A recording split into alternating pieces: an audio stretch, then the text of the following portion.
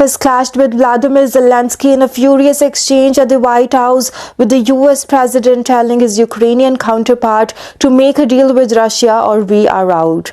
The pair interrupted each other repeatedly in front of the media during what was supposed to be a prelude to the two leaders signing a middle deal. After relations first became strained over Trump's handling of the Ukraine peace talks and crisis with Russia, the middle agreement was supposed to be a stepping stone towards further security ties between the two countries. But Zelensky was told by the Americans to leave after and before the deal could be signed.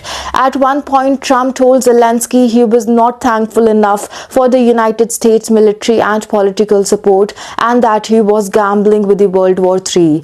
Zelensky had earlier argued that there should be no compromises with the Russian President Vladimir Putin, but Trump said Kyiv would have to make concessions to reach a peace deal with Russia.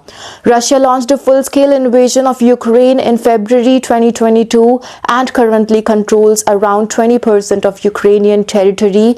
The meeting to discuss the US-Ukraine deal, which involved access to Ukrainian oil, gas and rare material, came from the new US president appeared to blame Zelensky for the war and chided him for not starting peace talks with Russia earlier. His tone had softened in recent days, with Trump saying he had a lot of respect for the Ukrainian leader, but Friday's conversation soared after the US Vice President J.D. Vance, who was also seating alongside other politicians in the room, told Zelensky that the war had to be ended through diplomacy. Zelensky responded by asking what kind of diplomacy, referring a previous ceasefire deal in 2019 agreed 3 years before Russia's full-scale invasion, when Moscow was supporting and arming separatist fighters in the Ukraine's east. The vice president then accused Zelensky of being disrespectful and litigating the situation in front of the media. From there, the discussion escalated quickly as Trump and Vance accused Ukraine's president of being ungrateful for the 3 years of United States support during the war with Russia, with Trump saying Zelensky was in no position to tell the United States how it should feel.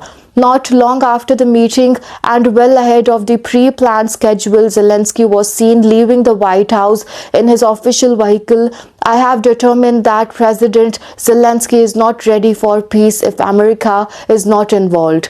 Also, because he feels our involvement gives him a big advantage in negotiations, the Republican president continued.